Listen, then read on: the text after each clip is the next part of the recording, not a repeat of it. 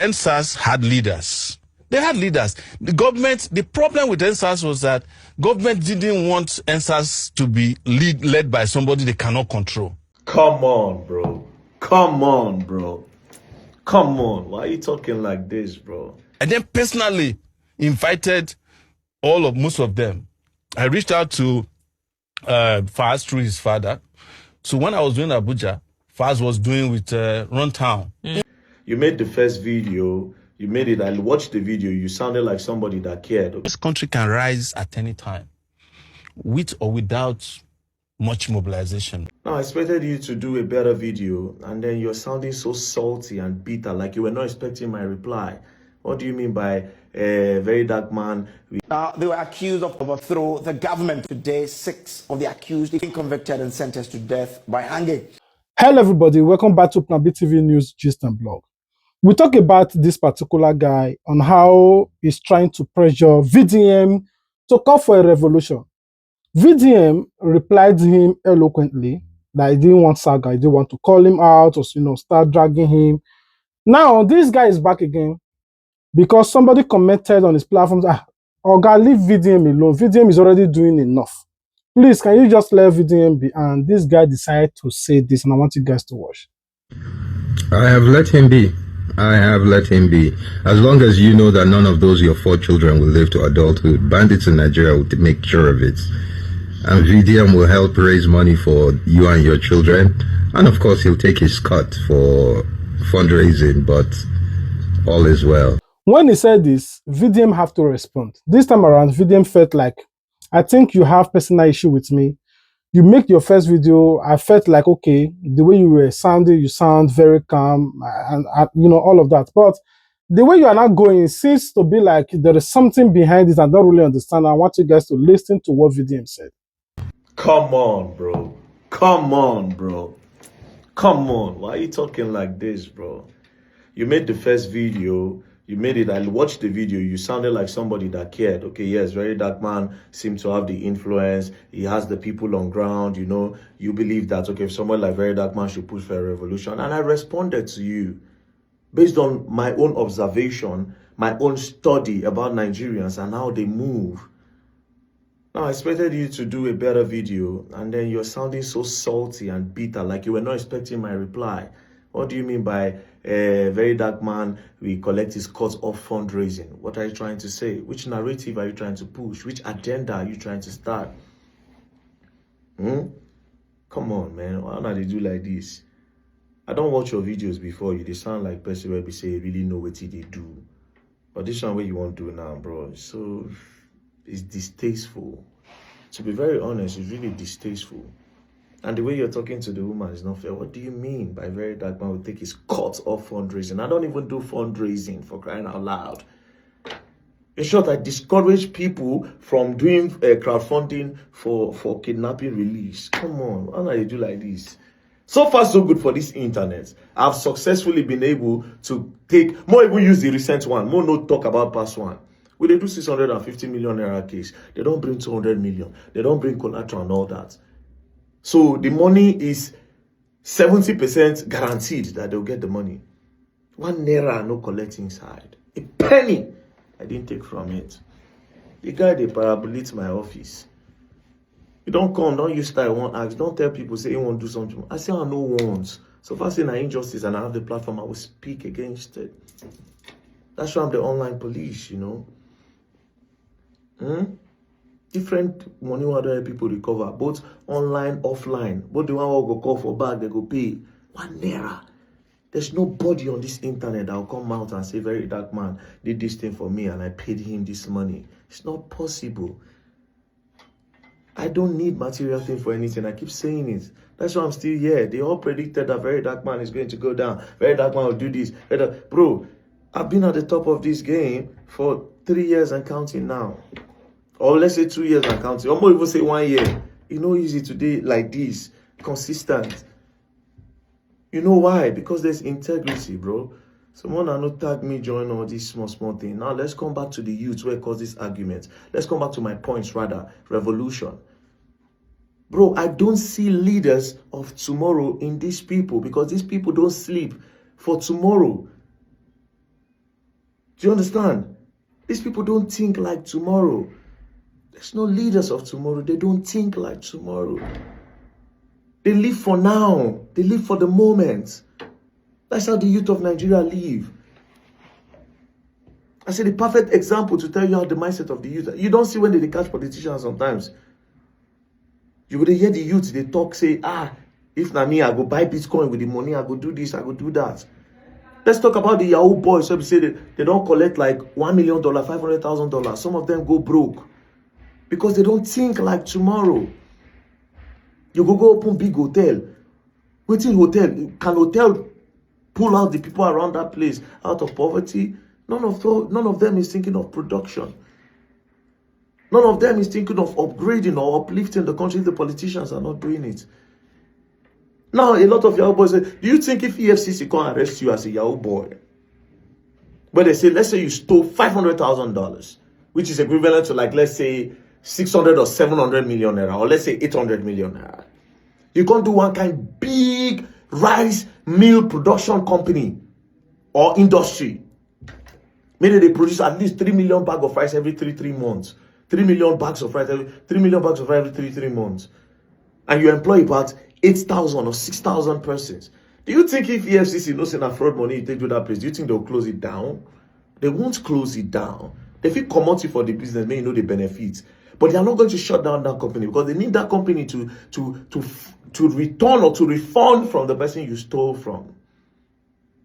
Now, if you buy card or collect your card, you buy one house or collect your house. If you now don't buy car, buy this one, they'll collect all those things, go drop. Look for how they'll do auction for them. You want to auction a big company like that, where they produce, you know how many people that thing they help?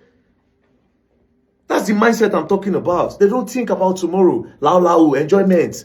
Carry convoy. If nobody say they stop police from escorting them, convoy. Wah. May they show say they don't arrive. I say a lot of these abroad countries where you see, plenty of them are fraud money. Fraud money, they how they take build down. Now say una do Yahoo rich Indians. If you say you do Yahoo rich Indians, if you say you now do all these things, you say Americans them. People will build the app. Cannot be leaders of tomorrow if you don't think like tomorrow, you know. Everybody is self-centered. But anyways, my brother, man, I wish you well. I thought it was going to be like something reasonable. As I gave you my point, you give me another point, then I will now understand. Because, bro, whether I like it or not, for everybody, even the people who say we bash ourselves online, I dey learn things. I don't know it all. For every battle I learn, every exchange of word I learn, every fight to recover money I learn. Both from the government, even the same APC where everybody invests for, I still learn one thing from them. PDP, I go learn. LP, I go learn. From Peter Obi, that Labour Party thing, how the last, I still learn. Bro, I did. Now, all these things when I learn, I make me know, say, these people, are they really better than all these politicians whether they criticize?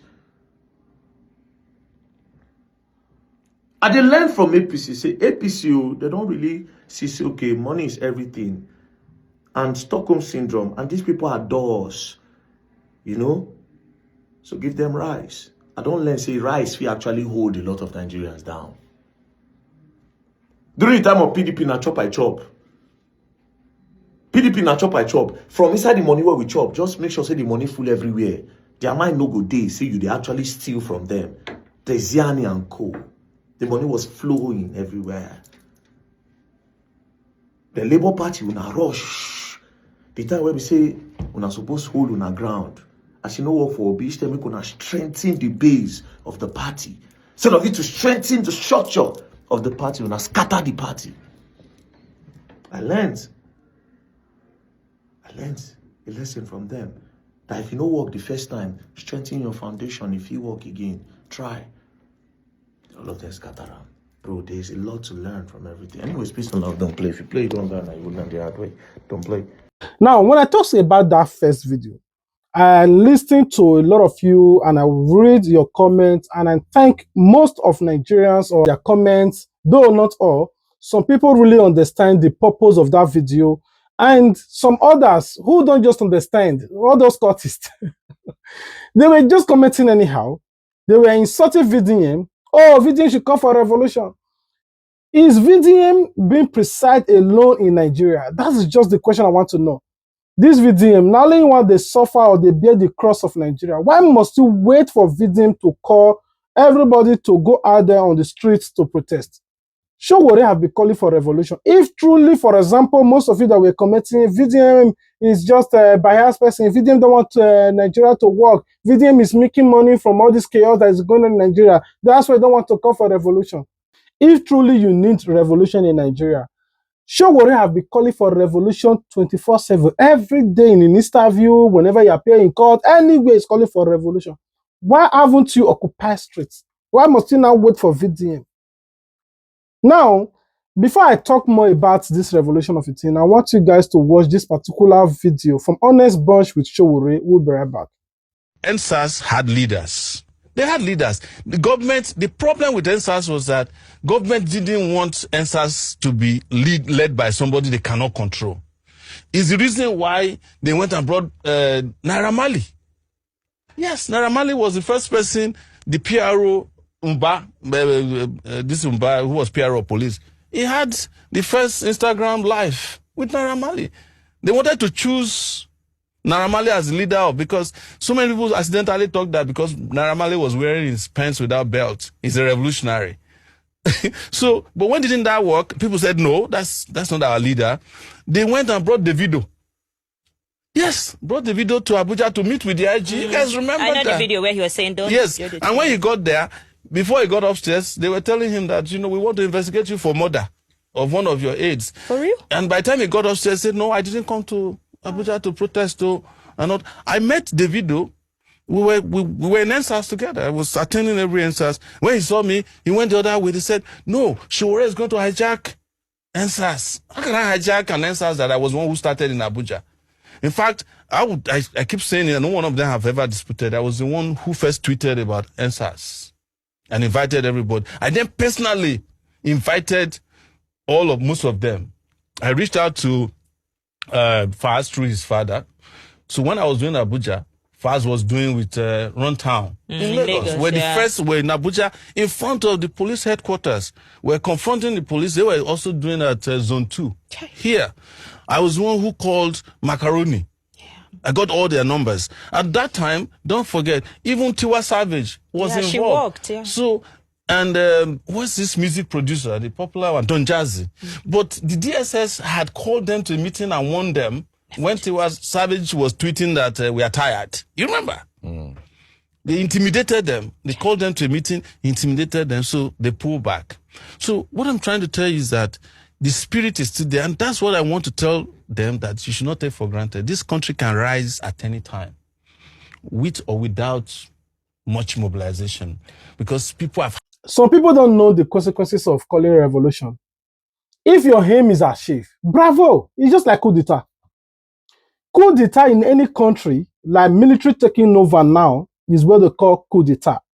When civilians take over, they call it revolution. Now, if, for example, coup d'etat is successful, that's when they say, oh, military take over the country, like a Traoré and all of that Sahel region country, they're happy. They become the president or active president. They start doing their thing, putting things in order, trying to undo what the political thief did and start doing all kinds of things to put everybody in check. Bravo. But do you know that if coup d'etat fail, the penalty is death? Like the penalty of coup d'etat, which is treasonable felony, is death or life imprisonment. In accordance with the provisions of Section 1 of the Treason and Treasonable Offences Decree number 29 of 1993, the Special Military Tribunal for the Trial of Persons involved in the December 1997 coup plot has sentenced to death persons found guilty of treason and any treasonable offense. Announcing the verdict today at the end of its sittings, Chairman of the Tribunal, Major General Victor Malu, said that 15 persons out of a total of 30 tried were found guilty as charged. 14 were found not guilty, while one was convicted for a lesser offense than the original charge. Lieutenant General Oladipo Dia is amongst the 13 persons charged for treason and conspiracy to commit treason. He was found guilty on both counts. Lieutenant General D.O. Dia, charge 1, treason, finding guilty. Charge 2, conspiracy to commit treason, finding guilty. Major General A.T. Olariwazi, charge 1, treason, finding guilty. Charge 2, conspiracy to commit treason, finding guilty. Major General A.K. Adisa, charge 1, treason, guilty. Charge 2, conspiracy to commit treason, finding guilty. Lieutenant Colonel O. Akinyode, charge 1, treason, finding not guilty. Charge 2, conspiracy to commit treason, finding guilty. Everybody is calling for revolution. Revolution now. We want revolution. We want everybody to come out and do revolution. Do you know that if revolution fail, like VDM call for revolution, the people in the West forget about revolution and start stealing palliative. The people in the North forget about revolution and start fighting against religion. The people in the South forget about revolution and start fighting about courtesan and buying themselves. Now, if at the end of the day, the government were able to suppress the people that went to that revolution and quench it down, the key leader of that revolution will pay a heavy price for it. Do you know? Now, VDM should call for revolution. If the revolution fail, what do you think will be the fate of VDM? It's death sentence. Most of you don't think about that. You just want the innocent guy to put himself in problem. At the end of the day, they lock him up like Nnamdi Kanu, life imprisonment or death sentence. When they sentenced Nnamdi Kanu did not call revolution. He just called, "I'm gonna divide this country, I'm gonna give us our parts." Secessionist. They want a referendum. They want their own parts. Now, they also call it a treasonable felony out of the 14 count charge. They sentenced him to life imprisonment. Some people were still arguing that he deserved death. Not to talk about somebody that will cause chaos. Nnamdi Kanu never caused chaos like they were destruction across the country. Do you know what is revolution? Some people just felt like, oh, they go to the streets and say, revolution. Hey, hey, hey. Have you watched that video of Nepal? Souls will be gone. It might be you watching this video. It might be anybody. But person go back. Property will go. A lot of things will be at stake before you can achieve this revolution goal. By the end of the day, like Nigeria as we are now, who will be the president? Who will be the vice? Will the people from the north allow Igbo man to say, oh, this person deserves it, let him be president? Some people might say, we love VDM because I come for this revolution. Make VDM become president. We should allow it. Showore have been inspired to become president of Nigeria through revolution. After this revolution, go say, na Mr. Tan. Na Mr. Tan. I must be president. It becomes another fight between civilians. It's just like a community clash. When there is a land, you see everybody is fighting to become the chairman of that community so that now you go to sell land. Now so you go sleep before Nigeria. Nigeria does not have one voice. Somebody now, like Tinubu now is not seen as the president of Nigeria. People are saying na Yoruba president. That's why he's a president favoring people from Yoruba. Go and look at his cabinet are filled with Yoruba. When Buhari were there, all his cabinets were filled with Muslim and Northerners people. All of these cabal were filled with Northerners. That is how it is. Nigeria does not have one voice. That is why whenever Nigeria tries to speak or voice out, it is easy for the elite to dismantle them. Just call them. You see, now Christian man, they fight Muslim. Boom. They put dagger for these people. They go there, they start the fight. That's why it's more difficult when you see Nigeria on the street fighting for police. Like they are protesting now, they should increase the welfare of the police so that these people will not be extorting money from Nigeria. What will the government do? They will still send the same police to tear gas you and send you back there. Nigeria does not see themselves as one. Even in some states, they don't see themselves as one. They believe that this one that is speaking this language belongs to this side. This one is speaking this language belongs to... Nigeria is not one. Nigeria, now there are two warfare in Nigeria. Religious crisis and ethnicity crisis. That's what they are fighting in Nigeria. And if until you eradicate it out of the country, Nigeria will never be one. And to eradicate ethnicity and religion it will take the head of a cowman to pass through a needle. I rest my case here. I love you guys. Until we meet again. But I will not go without asking you guys, what are your thoughts regarding to this particular video you just watched? Let us know in the comment section. Do you believe Nigerians are ready for this revolution? Do you also believe that there should be a key leader to lead this revolution? Is Nigeria not affecting all of us? Why waiting for a particular person to call for a revolution before we go out there? Why can't we just collectively go on the streets, maybe it's Twitter, and just say, oh, we'll go this revolution? Let there be no leader. Only then we can achieve this revolution. Because the last one, like what you already said, they start arresting or inviting Davido, Faz, Macaroni, invite the key leaders and start threatening them. That was how those people cram themselves and go back.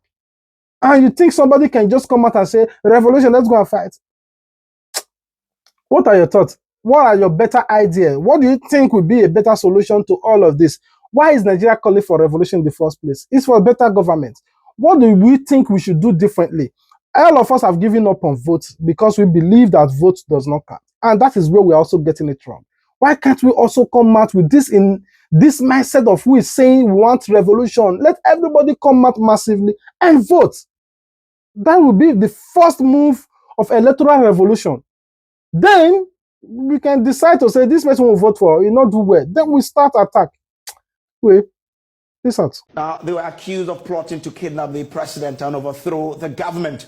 After 3 years of trial, today 6 of the accused, including serving military officers, have been convicted and sentenced to death by hanging. Senior police officer Dr. ACP Dr. Agojo and other 2 of the accused were acquitted and discharged by the court on Wednesday. Attorney General Godfrey Adami admits there were defects in the case against ACP Agojo. Now let's track this case from the time it began. And so let me run by you the fact as put out by the prosecution. In fact, these people were accused to have belonged to an association called Take Action and had planned to stage a series of demonstrations across the country, ostensibly to topple the government. In fact, in July 2019, the accused contacted a blacksmith from Alavanyo in the Volta region to manufacture 22 explosives, 6 ammunition, and 5 pistols. The court heard that the manufacturer charged the alleged accomplices 2,300, and the cost of each pistol also amounted to 400 Ghana cedis for each explosive. So on September 19, Dr. McPalm, who is now deceased, and Kafui were arrested after test firing at the Teshi military shooting range. The Attorney General contends that a search conducted on the premises of the Citadel Hospital revealed 6 unregistered pistols, 1 registered pistol, 22 explosives, 3 grenades, 63 rounds of ammunition, 2 empty AK-47 magazines, and other machines used in manufacturing the weapons. So Justice Efia Sewa Asariboche presided over the 3-member three-member panel that adjudicated this case, and they came to the conclusion that these persons, the 6 of them, the prosecution has been able to prove its case, and so they have to be convicted to death by hanging. In fact, these were the words of the judge, that you are hereby sentenced